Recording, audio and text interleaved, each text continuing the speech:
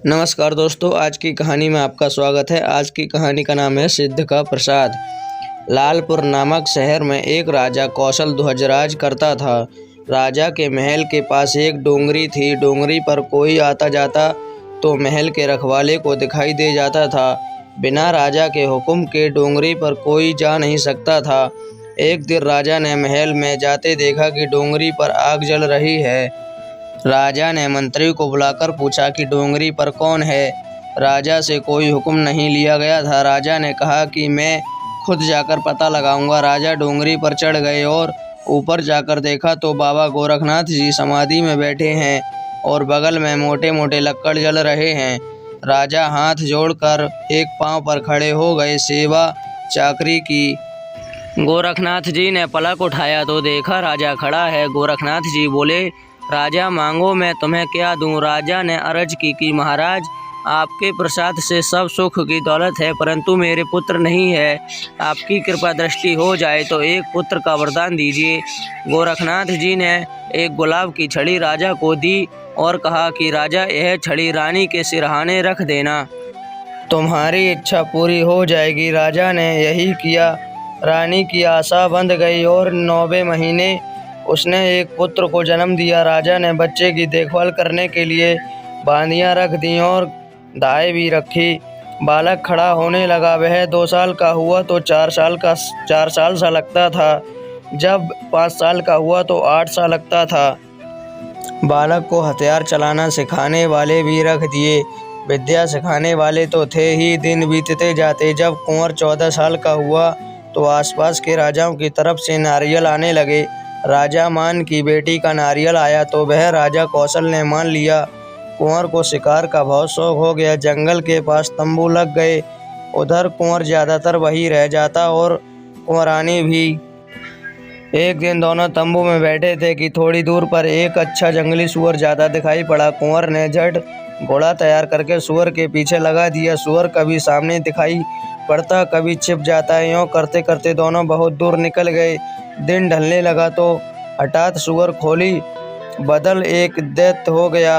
राजकुमार हिम्मत वाला था। उसने दैत्य को ललकार कर पूछा कि वह कौन है। दैत्य बोला, मैं यहीं के नगरी में रहने वाला हूँ, पर तुम कौन हो। कुंवर ने अपनी बात बताई। तब दैत्य ने कहा कि तुम क्यों जंगल में इस तरह पड़े हो। तुम्हें एक बड़ी नगरी दिखाता हूँ, वहाँ आराम करो। वहाँ से काफ़ी दूर एक शहर था। कुंवर वहीं पहुँचा। देखा तो वहाँ बड़े बड़े आलीशान मकान थे, पर सब खाली पड़े थे। कुंवर सोचने लगा कि क्या बात है कि मकान सभी सूने पड़े हैं। इस शहर में एक भी मनुष्य नहीं है। दैत्य ने कहा, मानव, तुम किस विचार में पड़ गए हैं। नगर तो एक दैत्य के पेट में पड़ गया और वह दैत्य मैं ही हूँ। कई दिनों से कोई मनुष्य नहीं मिला। जंगल में भोजन की तलाश में बहुत दूर तक जाना पड़ता है। आज तुम घर बैठे मिल गए। यह कहकर वह दैत्य राजकुमार पर टूट पड़ा। कुंवर तैयार था। दोनों में युद्ध होने लगा। रात भर लड़ते रहे। ज्यों-ज्यों रात ढलने लगी त्यों-त्यों दैत्य की शक्ति कम होने लगी। अंत में राजकुमार ने दैत्य को मार दिया। अब राजकुमार ने तय किया कि क्यों ना यही रहने लगूं। वह राजकुमारी को ले आया और दोनों वहीं महल में रहने लगे। एक दिन राजकुमार शिकार पर जाने के लिए घोड़ा कसने लगा तो देखा सामने दैत्य खड़ा है। राजकुमार ने दैत्य को ललकारा। दैत्य ने बोला कि तुमने मेरे भाई को मार दिया, उसी का बदला लेने आया हूँ। दोनों में युद्ध छिड़ गया। राजकुमार ने दैत्य को पछाड़ दिया, उसके हाथ बांधकर महल में ले गया और कोठरी में बंद कर दिया। राजकुमार दिन में शिकार पर जाता, राजकुमारी महल में अकेली रहती। राजकुमारी को दिन भर का समय भारी पड़ने लगा। राजकुमारी ने एक दिन दैत्य की कोठरी खोली और दैत्य को निकाला। दिन में राजकुमार शिकार पर जाने के बाद राजकुमारी दैत्य के साथ चौपड़ खेलती। शाम को राजकुमार के लौटने से पहले दैत्य को कोठरी में बंद कर देती। राजकुमारी दैत्य से हिलमिल गई। दैत्य ने समय देखकर राजकुमारी से एक दिन कहा, रोज आपको खोलने बंद करने का झंझट रहता है। यदि हम लोग रात दिन साथ रहें तो आपको भी आराम रहेगा और मुझे भी राजकुमार का डर नहीं रहेगा। आपका समय कट जाएगा। रानी ने पूछा, यह कैसे होगा। दैत्य ने बताया, अगर राजकुमार को किसी बहाने ऐसी जगह भेज दिया जाए जहाँ से वह लौट ना सके तो हम चैन से रहेंगे। दैत्य ने बताया, अपनी आँख के बड़े जोर के दर्द का बहाना कर उसे अमृत लाने भेज दो। जो अमृत के रखवाले राजकुमार का काम तमाम कर देंगे। शाम को राजकुमार जब घर लौटा तो रानी बड़े जोर से कराहने लगी। उसने राजकुमार को बताया कि यह दर्द तभी ठीक हो सकता है जब आंखों में अमृत की बूंद डाली जाए।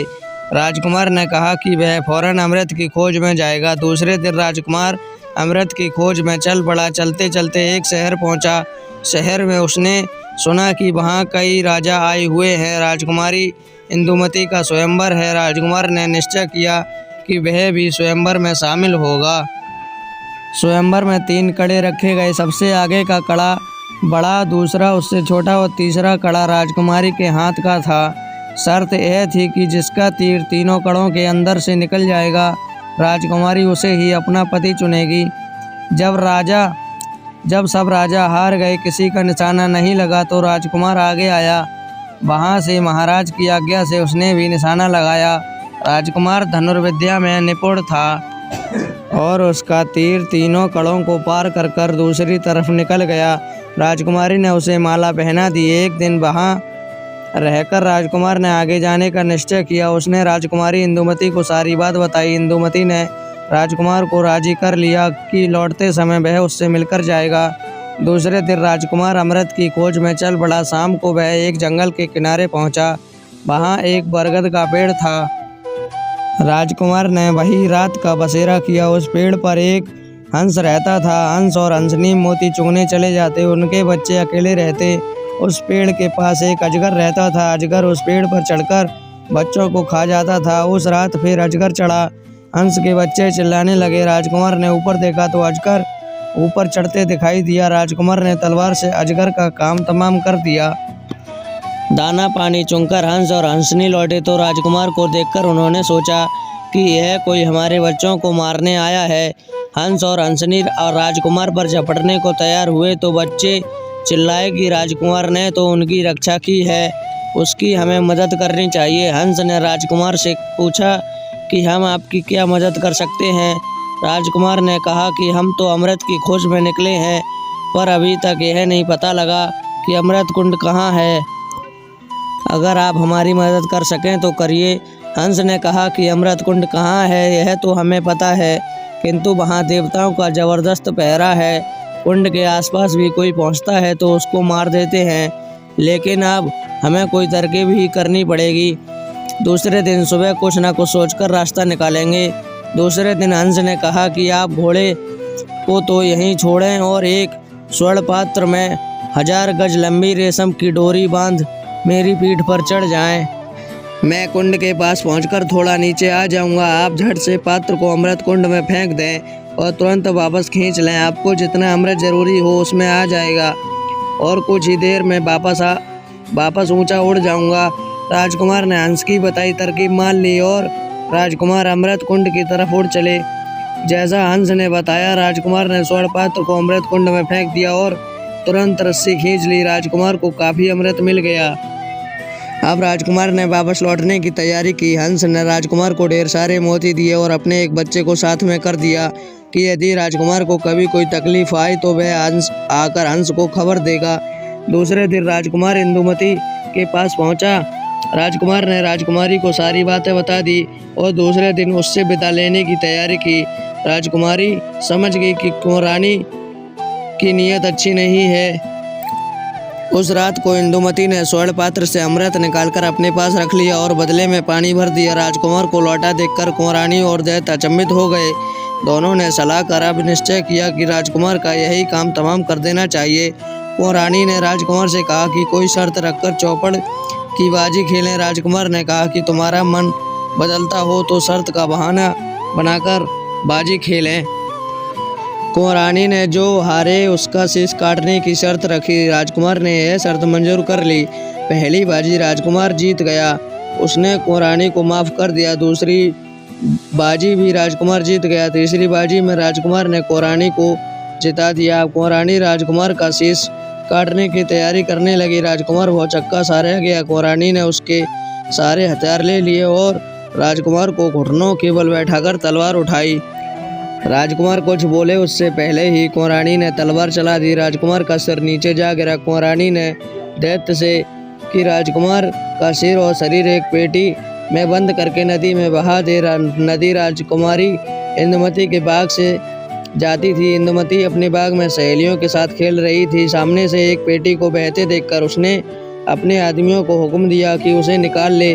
पेटी को खोलते ही राजकुमार का मृतक शरीर देखकर राजकुमारी सन्न रह गई, किंतु तुरंत ही उसे अमृत की याद आ गई। इंदुमती ने अमृत मंगाकर राजकुमार के शरीर पर छींटे दिए। राजकुमार उठा और इंदुमती से सलाह करके निश्चय किया कि कुंवरानी और उसके दैत्य का काम तमाम कर देना ही उचित होगा, और वह शहर की तरफ चल पड़ा। साथ में इंदुमती भी चली। शहर पहुंचकर उन्होंने देखा कि दैत्य और कुंवरानी चौपड़ खेल रहे थे और आनंद मना रहे थे। सामने से राजकुमार को आता देखकर दोनों देखते रह गए। राजकुमार ने दोनों को मार दिया। अब राजकुमार को वापस अपने राज्य में जाने की उत्कंठा हो गई। इंदुमती ने भी यही राय दी। जाने से पहले राजकुमार आसपास के गांव में जाकर इस बड़े शहर में सभी को रहने का नियंत्रण दे आया, जिससे कि यह शहर सूना ना रह जाए। सो मुहूर्त देखकर वे राजकुमार के राज की तरफ चल पड़े। उधर राजकुमार के जाने के बाद कुछ दिन राजा कौशलध्वज और रानी ने राजकुमार के आने की राह देखी। जब इतने दिनों तक राजकुमार नहीं लौटा तो उन्हें चिंता होने लगी। राजा ने जगह जगह राजकुमार को खोजने के लिए अपने आदमी भेजे, पर राजकुमार का कहीं पता न चला। राजा कौशलध्वज और रानी निराश हो गए। राजकाज मंत्रियों पर छोड़ राजा भजन में लग गए। शहर में लोगों में भी मुर्दनी सी छा गई। सबका उत्साह मंद पड़ गया। राजकुमार ने काकड़ सरहद पहुंचते ही यह खबर बिजली की तरह सारे राज्य में फैल गई। लोग दौड़ दौड़ कर राजकुमार को देखने के लिए इकट्ठे हो गए। राजा कौशलध्वज पूजा में बैठे थे, वहां भी खबर पहुंच गई। राजा और रानी जल्दी जल्दी चढ़कर द्वार पर आ खड़े हो गए। दोनों बड़ी उत्सुकता से राजकुमार के आने की राह देखने लगे। राजकुमार ने अभी दूर से ही राजा रानी को द्वार पर खड़े देखा। वह थोड़े घोड़े से उतरकर द्वार की तरफ दौड़ा और जाकर अपने पिता के पैर पकड़ लिए। राजकुमार को जनता भी बहुत चाहती थी। जगह जगह लोग बड़ी खुशी से उत्सव मनाने लगे। रानी इंदुमती को देखकर गदगद हो गई और उसने अपनी बाहों में भरकर खुशी के मारे आंसू बहाने लगी। राजा ने कुंवर को गद्दी पर बैठा दिया और स्वयं भगवान भजन में लग गए। दोस्तों, ये कहानी आपको कैसी लगी मुझे कमेंट करके ज़रूर बताना। धन्यवाद।